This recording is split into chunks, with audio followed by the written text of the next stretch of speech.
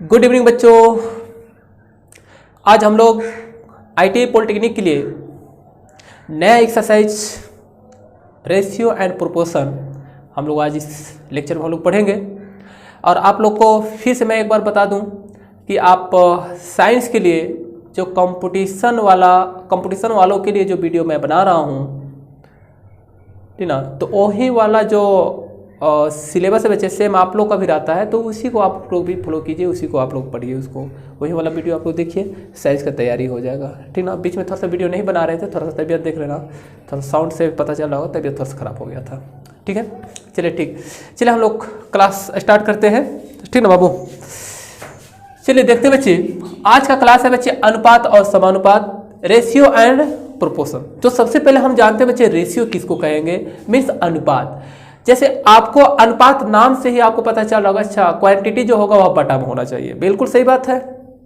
Quantity जो होगा वह बटा में ही रहता है, मीन्स वह जो क्वांटिटी है ना बच्चे, बटा की बात कर रहे हैं तो आज जो दो क्वांटिटी की बात कर रहे हैं, बटा मतलब क्या, दो क्वांटिटी के बीच का बटा, ठीक है। तो उस पहला चीज की वो जो दो क्वांटिटी होगा वह सिमिलर होगा, मतलब सजातीय कहते हैं ना बच्चे, एक ही जाति का, मीन्स या तो अल्फाबेट वाला कोई वैल्यू है बच्चे तो उसके साथ में वह अनुपात में होगा, या न्यूमेरिकल वैल्यू है बाबू तो उसके बीच में अनुपात होगा। तो सजातीय कहने का मीनिंग है कि एक जैसा, ठीक ना बाबू। मीन्स अल्फाबेट से अनुपात में होगा, न्यूमेरिकल के साथ में होगा। ऐसा नहीं कि ऐसा करोगे ए अनुपात 2, अरे उसमें तो ए अनुपात बी हो सकता है, बी अनुपात सी हो सकता है, मीन्स अल्फाबेट से ही हो सकता है बाबू, समझ पा रहे ना बच्चे, ठीक ना। तो यहाँ रेशियो को डिफाइन करेंगे बाबू कि रेशियो जो है बच्चे दो सिमिलर क्वांटिटी के बीच के संबंध को बताता है। अरे उस समय इसी चीज को हम लिखे हुए हैं, देख लो, ठीक है, कि एक राशि जो है मीन्स एक क्वांटिटी जो है दूसरे क्वांटिटी से कितना बड़ा है या कितना छोटा है, ठीक बाबू। और इसे हम लोग रिप्रेजेंट करते हैं बच्चे इस तरह से, ठीक ना बाबू।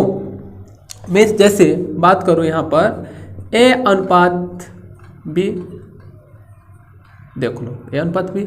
अब इसको लिखने का एक और तरीका है बच्चे, ए बटा बी, एक ही चीज हो गया। अरे उस समय या 2 अनुपात 3, इसको हम लिखेंगे 2 बटा 3। अरे उस समय तो यहाँ देखो बच्चे, यहाँ जो क्वांटिटी आप देख रहे हो, ठीक ना, अल्फाबेट यानी ए बी के बीच का रिलेशन बता रहा है, या यहाँ बता रहे बच्चे 2 3, देखो न्यूमेरिकल वाला हो गया बच्चे कि पहला वैल्यू दूसरा से कितना गुना अधिक है या फिर कम है, ठीक ना बाबू। तो इसी को कहते हैं बच्चे रेशियो कहा जाता है। अरे बस में यानी एक राशि जो है बाबू दूसरे राशि से कितना गुना अधिक है या फिर कम है, इसी के बीच के रिलेशन को बताता है बच्चे, ठीक ना बाबू, जिसे हम कहते हैं रेशियो कहते हैं, ठीक ना बाबू, ठीक है। जैसे देखो अब यहां देखो बच्चे, इसको लिखेंगे, देखो ए अनुपात बी बराबर, मान लो कि ए का वैल्यू 2 हो गया, अनुपात में 3। अब इसको लिखने का एक और तरीका बच्चे, ए बटे में बी बराबर में 2 बटे में 3, ठीक ना बाबू। फिर देखो बच्चे ऐसा हो सकता है x अनुपात y बराबर 1 अनुपात 2, ठीक है। चलिए अब दूसरा देखते हैं जरा।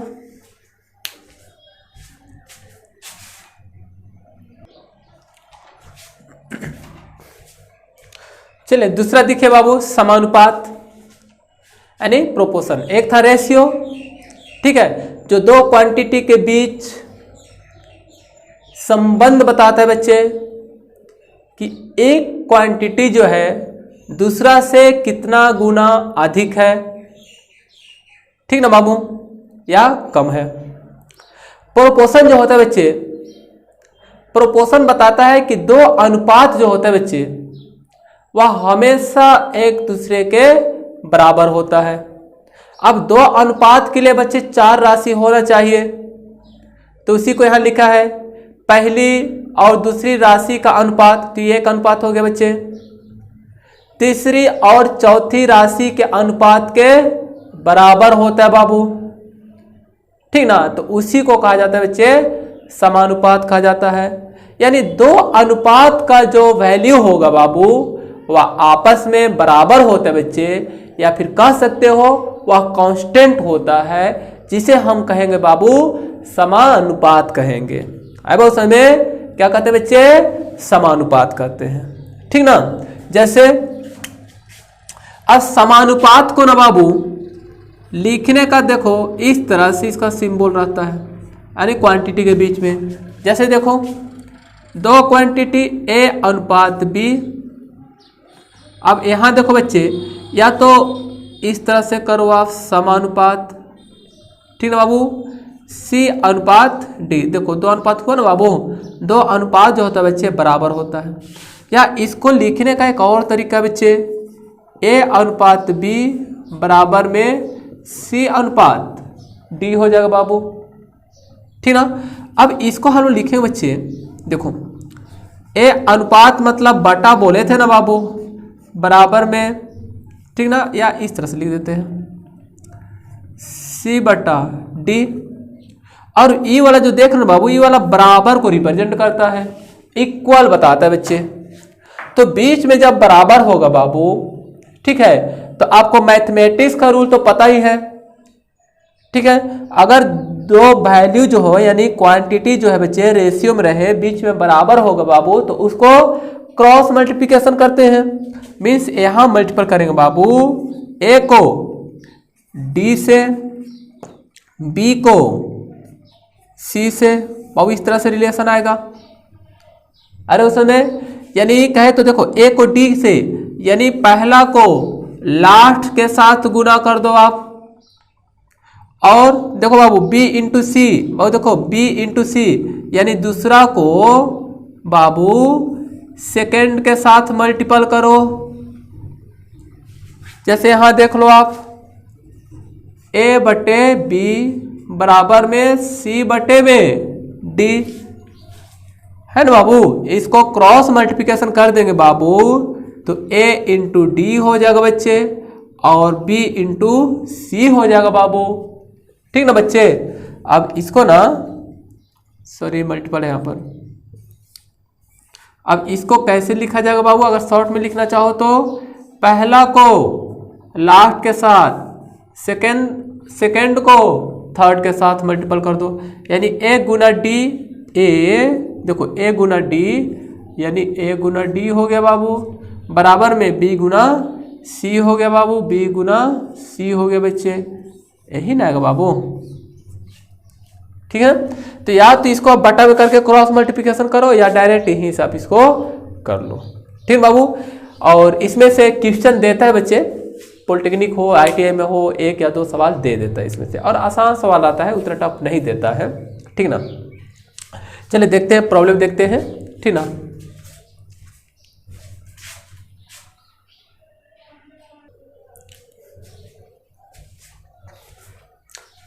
चलो देखो बाबू, क्वेश्चन दिए हैं जो अभी हम लोग पढ़े थे इस टाइप का, ठीक है बाबू। देखो यहाँ पर पहला क्वेश्चन देखते हैं, दिया है 9 अनुपात 15 है बाबू।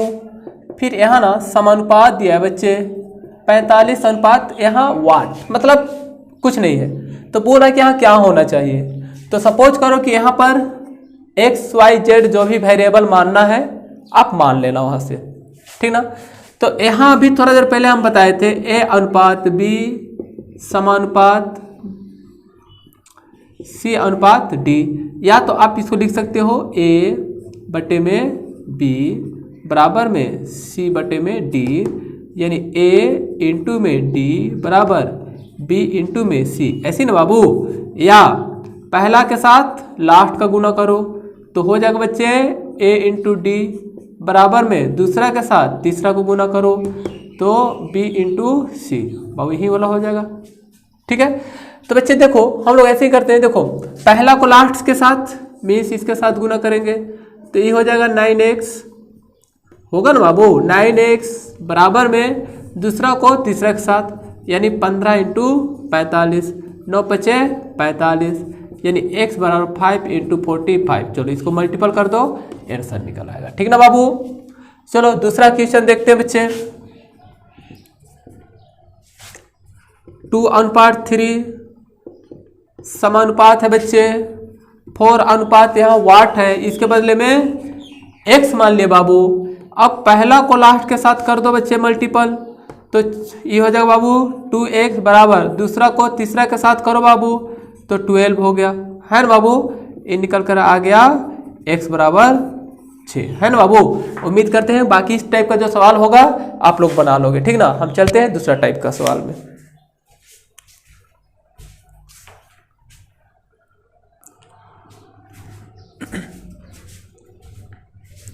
देखो बाबू, ठीक है, दूसरा टाइप का क्वेश्चन देखो जरा।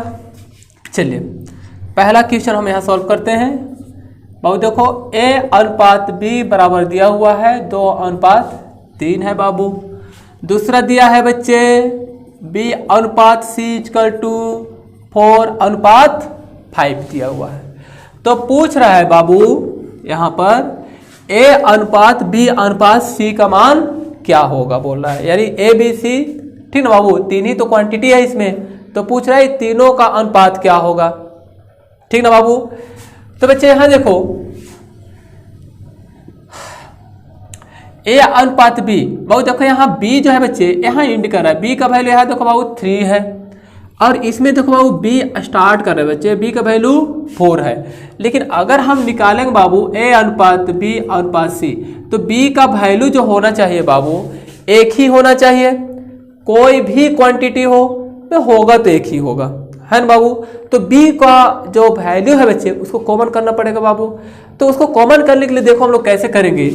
एक मेथड है बच्चे कि एक काम करना बच्चे, आप ई वाला को सीधा मल्टीपल कर दो आप। ठीक है बाबू, इसको मल्टीपल करोगे तो यहां से a का वैल्यू मिलेगा बाबू। ठीक ना बाबू। और यदि एक तिरछा तरछी फिर मल्टीपल कर देना बच्चे, यहां से मल्टीपल करोगे तो ये b का वैल्यू मिलेगा बाबू, और यहां से सीधा इसको मल्टीपल कर देना बाबू, यहां से c का वैल्यू मिलेगा। जैसे देख लो हमें निकालना है बाबू a अनुपात b अनुपात c बराबर में बच्चे यहाँ देखो 2 को 4 से गुना करो तो 8 हो गया बाबू। देखो ना ये a का निकल गया वैल्यू अनुपात बाबू, इससे तिरछा मल्टीपल करोगे बाबू तो 4 तिहाई 12 हो गया बाबू। ये b का मान निकल गया बच्चे।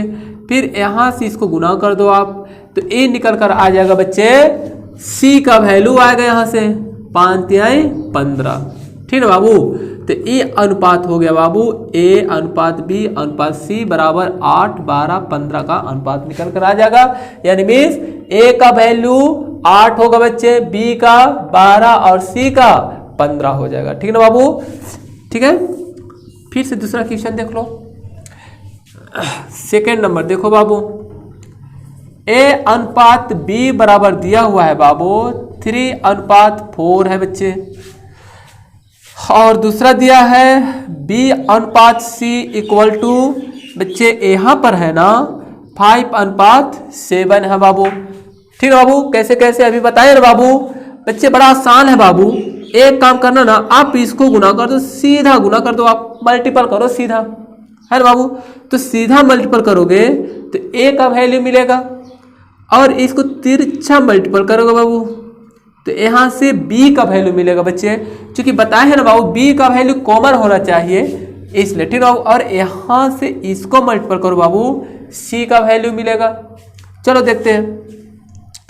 और इस तरह से a अनुपात b अनुपात c बराबर में 3 को 5 से मल्टीपल करो बाबू तो 15 हो जाएगा, अनुपात 4 को 5 से मल्टीपल करो बच्चे तो 20 हो जाएगा बाबू, और अनुपात में 4 को 7 से सीधा ऐसे मल्टीपल कर दो बच्चे तो हो जाएगा बाबू 28 हो जाएगा। ठीक ना, तो यही हो जाएगा बच्चे आंसर हो जाएगा। यानी ए बी सी का अनुपात जो होगा बाबू 15, 20 और 28 निकल कर आएगा। ठीक ना। और कभी कभी पूछता है, क्वेश्चन देता है लेकिन पूछता है कि ए सी का अनुपात निकाल लीजिए, तो बड़ा आसान होता है बच्चे। जैसे सपोज करो कि इसी क्वेश्चन को हम यहाँ लिख देते हैं फिर से, ए अनुपात बी बराबर मान लो दूसरा क्वेश्चन देते 1/2 कर दो, और बी अनुपात सी बराबर मान लो 3/5 कर दिए। ठीक है बाबू, और हम लोग से पूछेगा बाबू कि ए अनुपात सी का मान क्या होगा। ठीक है, तो बड़ा आसान है बच्चे कि आप इसको यहां से गुना कर दो ना, तो ए का वैल्यू मिल जाएगा बाबू, और इसको मल्टीपल करेगा ना बच्चे तो यहां से सी का वैल्यू निकल जाएगा बाबू। और यहां तो पूछ रहा है ए और सी ही ना पूछ रहा है बच्चे, तो इसको इससे मल्टीपल करो तो ये हो जाएगा बाबू 1 को 3 से तो 3 होगा, अनुपात में 2 को 5 से तो 10 हो जाएगा। यही आंसर हो जाएगा बाबू। अब वो समझ में?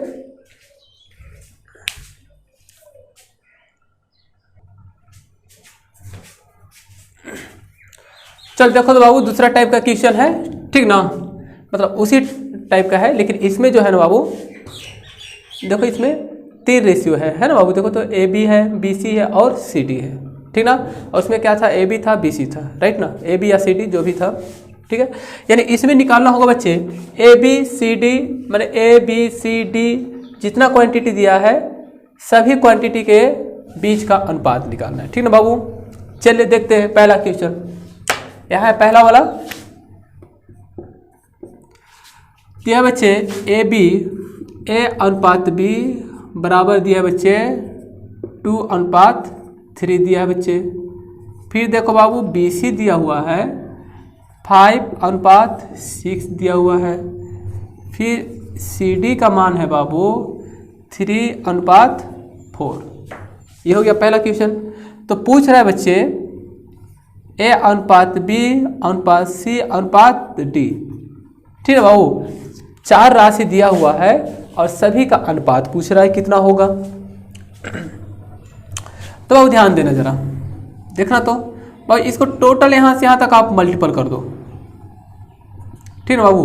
तो यहां से ए का मान मिलेगा बाबू, ऐसे मल्टीपल करोगे तो ए का मान मिलेगा, और यहां मल्टीपल करोगे ना बाबू तो लास्ट वाला का मिलेगा, दैट इज डी का।